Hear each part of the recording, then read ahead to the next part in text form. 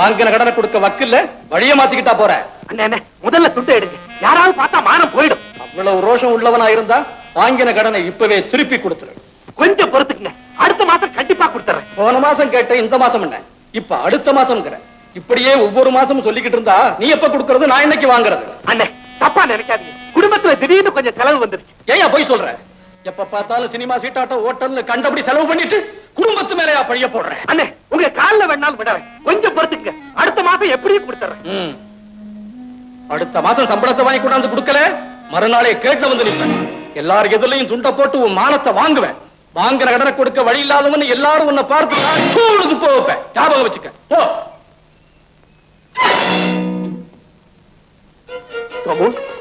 அடடே வாப்பா, சௌக்கியமா? இப்படி உட்கார். பரவாயில்ல சோமு, ஒரு முக்கியமான விஷயம். என்னப்பா? சோமு, ஒருத்தர்கிட்ட 250 ரூபாய் கடன் வாங்கினேன், அதை உடனே திருப்பி கொடுக்கலன்னா என் மானமே போயிடும். நீதாப்பா உதவி செய்யணும்.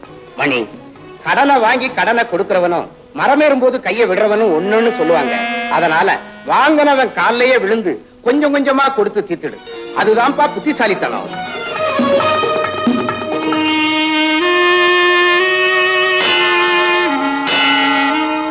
மணி, கையில இருந்த பணத்தை எல்லாம் தங்கச்சி கல்யாணத்துக்காக இப்பதான் ஊருக்கு கொடுத்து அனுப்பிச்சேன். சாரி.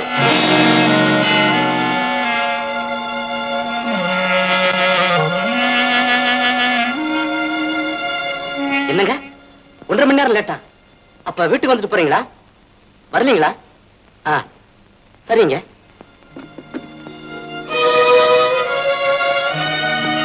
யார் நீங்க? மிஸ்டர் கார்த்திகேயனோட ஃப்ரெண்ட் மணி வந்திருக்கேன்னு சொல்லுங்க. அவர் இல்லைங்க, இப்பதான் திருச்சிக்கு புறப்பட்டாரு.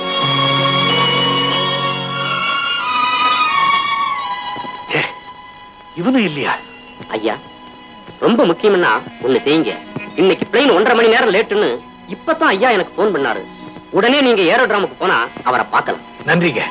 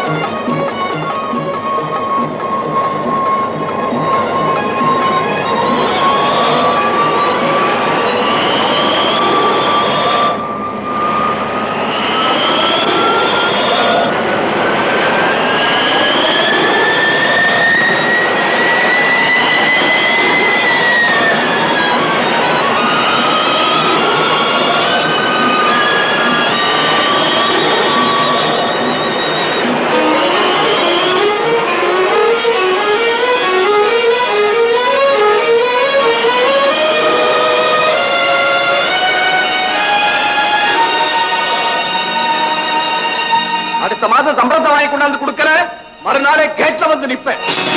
எல்லாரும் எதிரையும் துண்ட போட்டு உன் மானத்தை வாங்குவேன். வாங்கின கடனை கொடுக்க வழி இல்லாதவன் எல்லாரும் உன்னை காரி தூள் துப்போம்.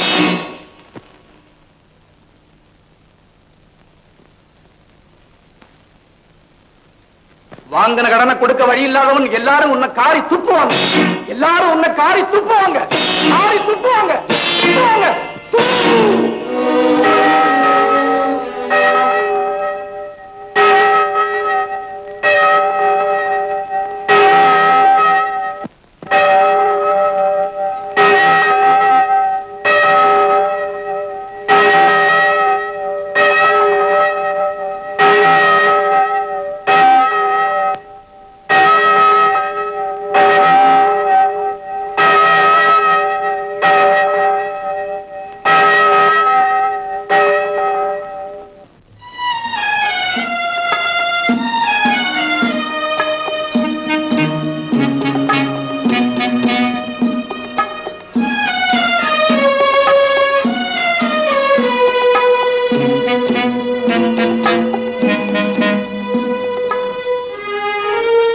10 வருஷத்துக்கு முன்னே என் மனைவிக்கு பயங்கர காய்ச்சல் வந்து சுயநனவையே இழந்துட்டார். கையில பணம் இல்ல, மாச கடைசி. பல பேரை கேட்டேன், கிடைக்கல. திருப்பரங்குன்றத்துல இருக்கிற என் தெய்வத்துக்கிட்ட ஓடுனேன், கதர்னேன், அழுதேன், தொழுதேன். திரும்பி வர்ற வழியில கால்ல ஏதோ தட்டுப்பட்டது. என்னன்னு பார்த்தேன், சிகரெட்டு பெட்டி. அதுக்குள்ள 2 சிகரெட்டும் ஒரு 10 ரூபாய் நோட்டு இருந்ததுடா. உடனே முருகா என்ன காப்பாத்திட்டேன்னு திரும்பினேன். நான் இருக்க பயமேன்னு சொல்ற மாதிரி நிமிர்ந்து நிக்கிற கோபுரத்தை பார்த்தேன்.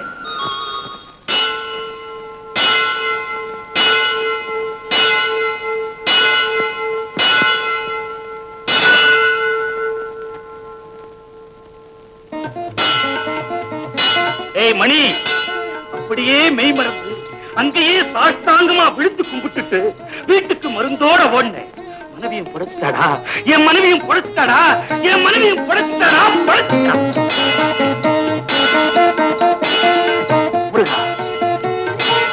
உன்னை பத்தி என் நண்பன் எவ்வளவோ எடுத்து சொன்னான், நான் நம்பல. இப்போ எனக்கு நம்பிக்கை இல்லை. இருந்தாலும் என் சூழ்நிலை உன்னை நம்பித்தான் பாரேன்னு ஒரு சபலத்தை ஏற்படுத்தும். அதனால என் குறைய உங்ககிட்ட சொல்றேன். எனக்கு சம்பளம் 250 ரூபாய். ஆனா கடனை கொடுத்துட்டா குடும்பத்தை காப்பாற்ற முடியாது. குடும்பத்துக்கு செலவு பண்ணிட்டா கடனை கொடுக்க முடியாது. கடனை கொடுக்கல என் மானமே போயிடும். என் மனப்பூர்வமா சொல்றேன், இந்த ஆபத்துல இருந்து நீ மட்டும் என்னை காப்பாத்தி கொடுத்தீன்னா என் ஆயுள் பூரா உனக்கு அடிமையாயிருப்பா. அடிமையாயிருப்பேன், அடிமையாயிருப்பேன், அடிமையாயிருப்பேன், அடிமையாயிருப்பேன்.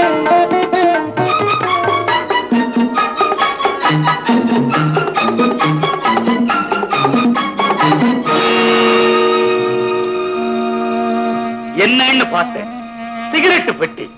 அதுக்குள்ள 2 சிகரெட்டும் ஒரு 10 ரூபாய் நோட்டு இருந்ததுடா, ஒரு 10 ரூபாய் நோட்டு இருந்தது.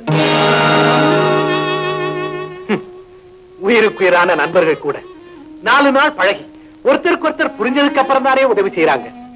நான் இப்பத்தானே உன்னை கேட்டேன், அதுக்குள்ள எப்படி உதவி செய்வேன்?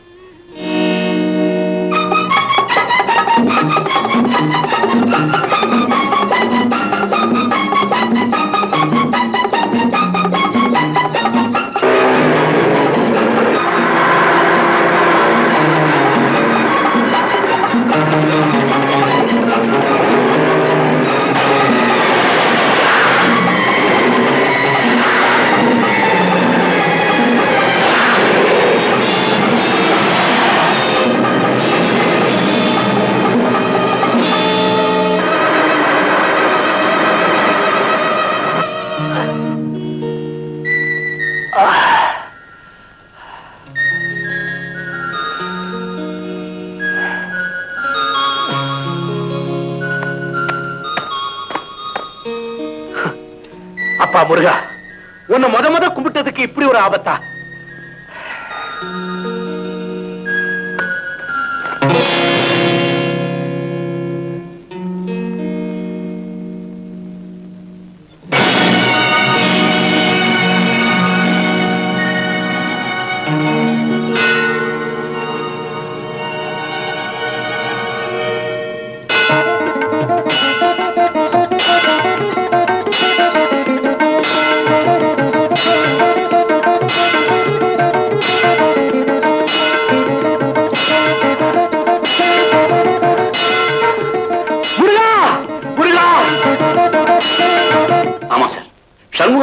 ஆரம்பிச்சு 5 வருஷமா நல்லாவே நடத்திட்டு வரேன்.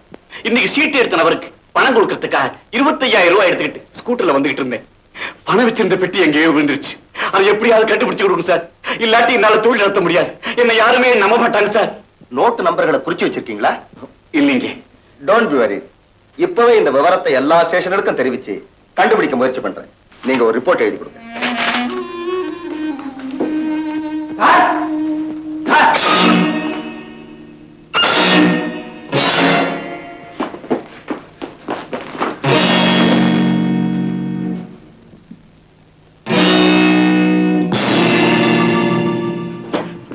இது எப்படிதான் சார்? பணம் எல்லாம் அப்படியே இருக்கு. குட். ஏன் மிஸ்டர், இந்த பெட்டி உங்களுக்கு எப்படி கிடைச்சது? திருப்பரங்குன்றம் ரோட்ல. தம்பி, 5-10க்கே கொலவளர் அந்த காலத்துல 25,000 அப்படியே கொண்டு வந்து கொடுத்து என் உயிரை விட மேலான மானத்தை காப்பாத்திட்டே. இந்த 500 ரூபாய் வச்சுக்க. கடமையை செஞ்சேன், அதுக்கு காசு வாங்குறது தவறு. இருந்தாலும் நானும் ஒரு மான பிரச்சனையில மாட்டிக்கிட்டு இருக்கேன். ஒரு 250 ரூபாய் கடனா கொடுத்து உதவி செஞ்சீங்கன்னா கூடிய சீக்கிரம் திருப்பி கொடுத்துறேன். நீ நேர்மையான மட்டுமல்ல, ரொம்ப மேன்மையான. என்ன தப்பா நினைக்காது, நான் மனப்பூர்வமா கொடுக்கிறேன். என்ன அன்பளிப்பா நினைச்சு இந்த 500 ரூபாயை வாங்கிக்க.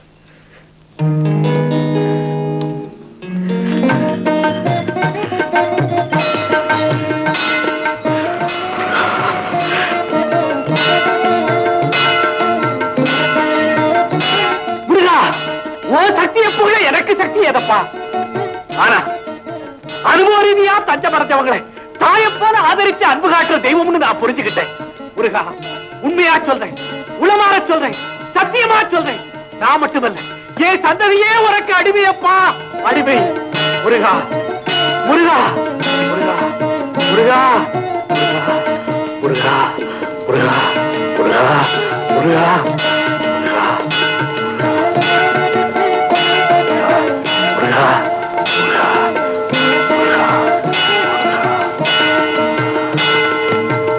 கேட்டது 250, கொடுத்தது 500.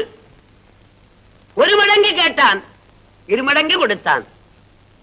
ஒரு கால் நினைக்கின் இருகாலும் தோன்றும் கந்த பெருமான் ஒன்றுக்கு 2ஆக கொடுத்தான்.